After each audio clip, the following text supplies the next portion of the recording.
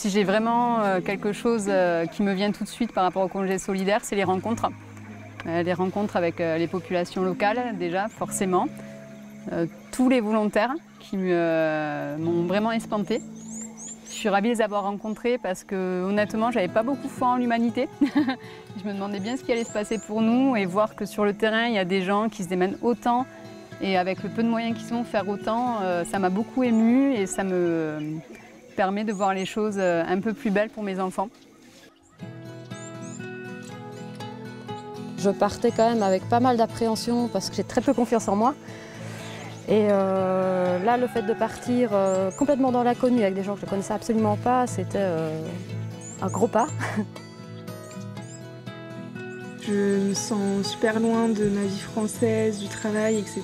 Et ça, je trouve ça super en fait. Parce qu'on sort de notre zone de confort, on est dans une découverte complète du matin au soir. On découvre plein de choses, plein de gens, plein de pratiques, plein de coutumes. Et moi, ça, j'adore. Et je trouve que ça permet aussi une belle ouverture d'esprit pour la suite, en fait, de se dire que quand on va revenir, on aura ce petit truc en plus d'avoir vécu de belles choses dans cette réserve. Ouais.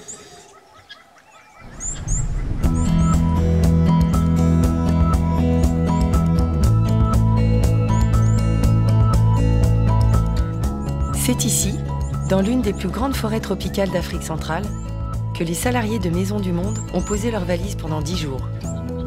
10 jours de partage pour comprendre comment les ONG Tropical Forest et Awali, soutenues par la Fondation Maisons du Monde, aident les populations locales à préserver la réserve du Dja.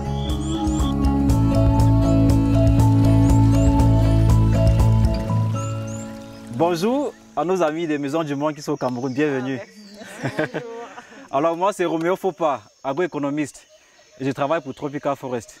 Tropical Forest est une association non gouvernementale qui fait la conservation des grands singes à la périphérie nord de la réserve du biosphère du Dja. Il accompagne les communautés dans la valorisation des ressources comme alternative au braconnage. Donc ensemble, on va remonter la filière, on va vous accompagner, n'est-ce pas, dans notre zone d'intervention, pour que vous discutez avec les femmes, vous voyez ce qu'on fait sur le terrain, pour que vous ayez plus, n'est-ce pas, d'informations sur ce que nous faisons. Bienvenue encore au Cameroun.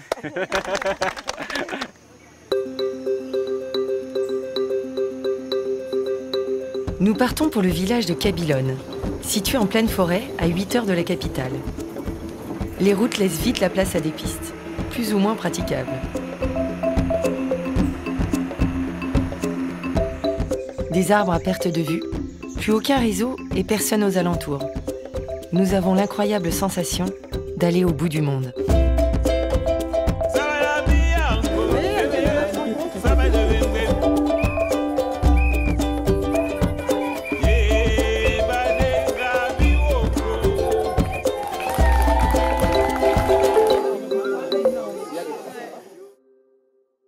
Nous sommes ici au centre de recherche pour la conservation et le développement des Tropical Forest. Les communautés ne comprennent pas bien la relation qui existe entre l'animal et la conservation.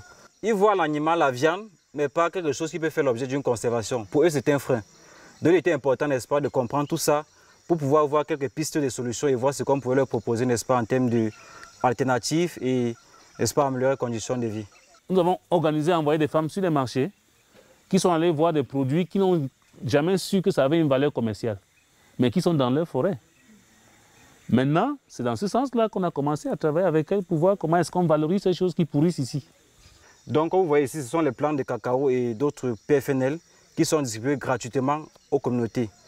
Et aujourd'hui, ensemble, nous allons essayer, n'est-ce pas, de faire le bouturage ou bien le greffage de la marre sauvage, qui est un produit très demandé sur le marché et très consommé par les populations locales. Ces plants offerts à la population permettent de reboiser les forêts alentours avec des essences diversifiées et rentables économiquement. Ouais. Là, je fais un greffon pour que l'arbre soit à maturité plus. Grosse branche, il couvre la blessure par les. C'est pas terrible. Hein. Le plastique là, c'est. Je me suis bien sorti quand même. Faut le dire parce qu'après on va vouloir m'embaucher.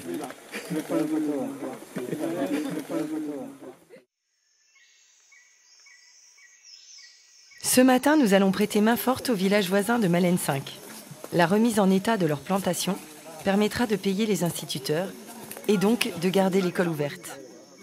Donc l'objectif de l'activité d'aujourd'hui, c'est de réhabiliter la plantation de l'école qui a été abandonnée il y a plus de 10 ans. On va essayer de planter une dizaine d'arbres par personne, donc ça ferait une centaine de plants. À vous de jouer. On met d'abord la terre noire. Ok.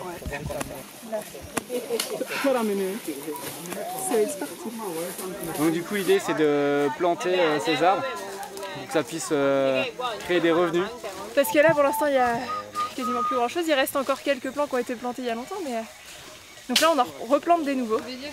L'un des critères de la certification, n'est-ce pas, qui est enseigné ici aux producteurs, c'est que dans une plantation cacaoyère, en termes de durabilité, il faut avoir au moins 12 à 18, n'est-ce pas, espèces d'arbres différents dans une plantation cacaoyère. Et ça permet, la diversité, n'est-ce pas, des arbres permet de protéger la plantation et d'enrichir la plantation.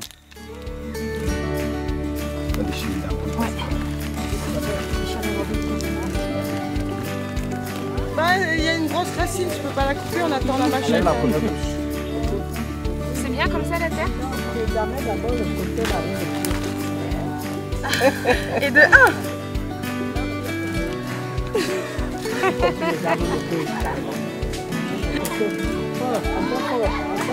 Un peu plus fort? C'est bon. C'est bon. Appuyez, on va encore mettre.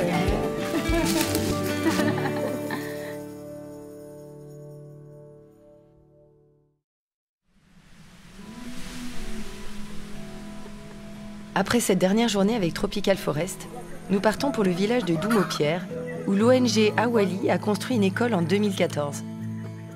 C'est en commençant par améliorer les conditions de vie des plus démunis qu'Awali arrive à les sensibiliser à la protection de la vie sauvage. Awali, c'est un projet de conservation et de protection des gorilles.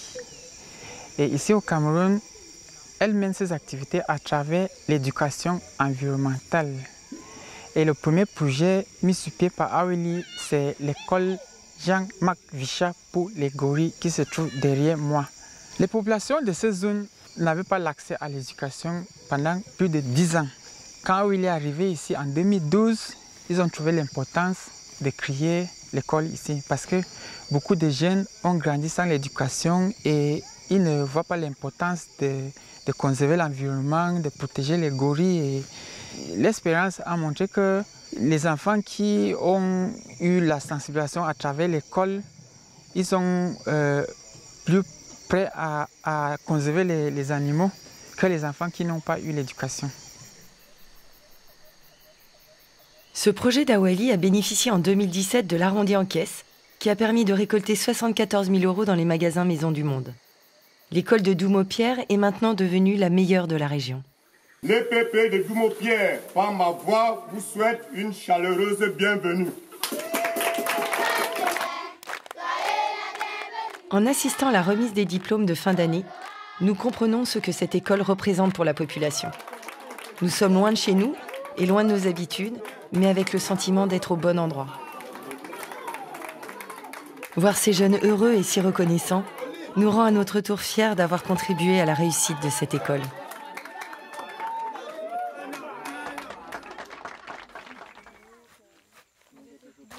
Bon, nous sommes maintenant chez Hervé. Hervé, c'est un natif de Doumopierre. Ça, c'est une maison locale. À ce niveau, on doit mettre la terre sur les murs. Et ensemble avec lui, on va mettre la terre. Un cachet d'aspirine qui va dans la boue. Hein? Il y a les filles, il faut que ce soit fini à midi.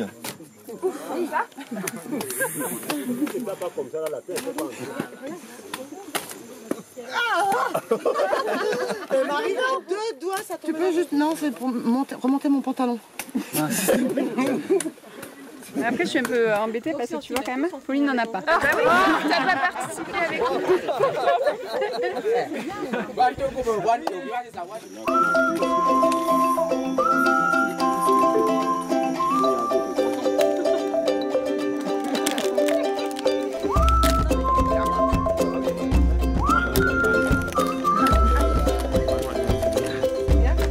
Comment savoir le rythme?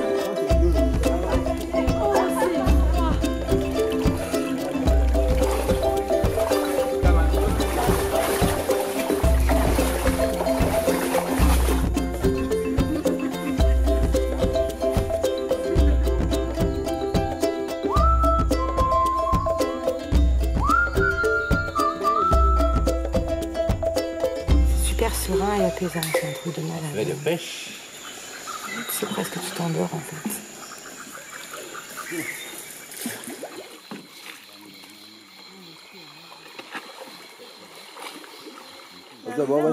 Ah, c'était beau. C'était magique, hein.